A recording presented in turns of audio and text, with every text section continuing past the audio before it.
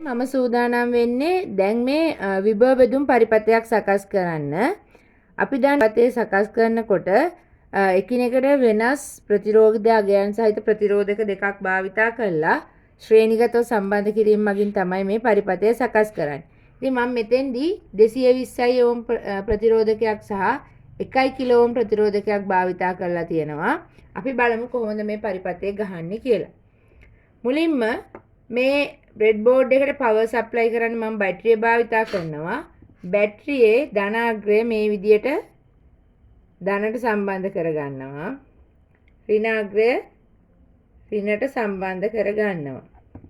හරිද? ඊළඟට මේ බැටරියේ ධනාග්‍රයට මම සම්බන්ධ කරන්න හදන්නේ 1 කිලෝ ඕම් ප්‍රතිරෝධකය. ඉතින් ඒකෙදි මම මේ ධනාග්‍රයෙන් මේ පැත්තට බලය ලබා ගන්නවා මේ ජම්පින් වයර් එක හරහා. ඊට පස්සේ මොකද කරන්නේ? මෙන්න මේ විදියට ජම්පින් වයර් එක හයි වෙලා තියෙන පේලියටම මෙහෙම සම්බන්ධ කරනවා මගේ ප්‍රතිරෝධකය.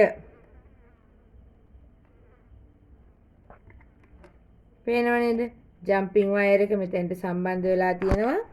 එතෙන්ට මම මේ ප්‍රතිරෝධකයේ අග්‍රය මේ පැත්තට අරන් තියෙනවා. දැන් මෙතෙන්ට අපි 220 ඕම් ප්‍රතිරෝධකය සම්බන්ධ කරනවා. 220 ඕම් එක මෙන්න මේ 1 කිලෝ ඕම් ප්‍රතිරෝධකයේ හයි වෙලා තියෙන පේලියටමයි මේ පැත්තෙන් ඍණ සැපයුමටයි සම්බන්ධ කරාම ඕන දැන් පරිපථය එකිනෙක සම්බන්ධයි. දැන් අපි බලන්න ඕනේ මේ වෝල්ටීයතා විචලතාවයට කොහොමද වෙලා තියෙන්නේ කියලා. අපි දන්නවා බැටරියෙන් 9 වෝල්ට් 9 බැටරියක්. ඒ කියන්නේ ඊට ආසන්න අගයක් යනවනේ.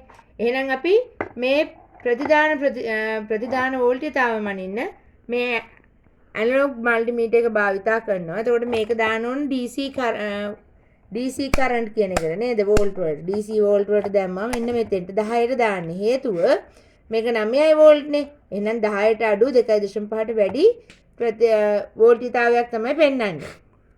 ඊළඟට මේ පරිපථයේ ධනාග්‍රය මේ පැත්ත නිසා ඒ පැත්තට මගේ මල්ටිමීටරයේ ධනාග්‍රයත් අනිත් පැත්තට ඍණාග්‍රය මෙන්න මේ විදිහට සම්බන්ධ කරනවා.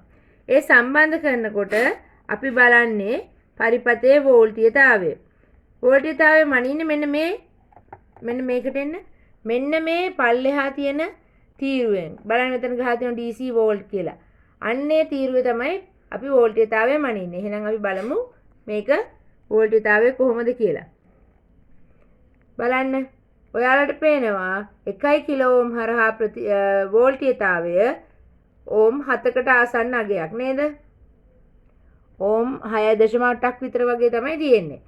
එතකොට ඒ 1 කිලෝ ඕම් හරහානේ. එහෙනම් බලමු 220 ඕම් හරහා කොහොමද කියලා.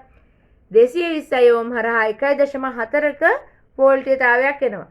එතකොට බලන්න දුවේ පුතේ මෙතන මේ පරිපථයේ බැටරිය මගින් වෝල්ට් 9කට ආසන්න අගයක් සපයනකොට ඒ සැපයුම් වෝල්ටීයතාවය ප්‍රතිරෝධ දෙක මත ප්‍රතිරෝධකවල විශාලත්වයට අනුලෝමව බෙදලා ගිහින් තියෙනවා.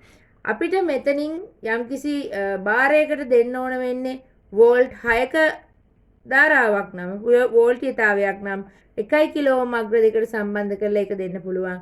එකක කිලෝ වෝල්ට් එකක වෝල්ටීයතාවයක් බාහිරට ගන්න ඕන නම් 220 කිලෝ ඕම් හරහා 220 ඕම් හරහා එළියට ගන්න පුළුවන්. ඉතින් පුතේ මේක තමයි විභව බෙදුම් පරිපථය. මහ ලොකු දෙයක් නැහැ. ශ්‍රේණිගතව සම්බන්ධ කරලා අපිට කියන විදියට ධාරාව සහ වෝල්ටීයතාවය මැනීම තමයි අපිට කරන්න තියෙන්නේ.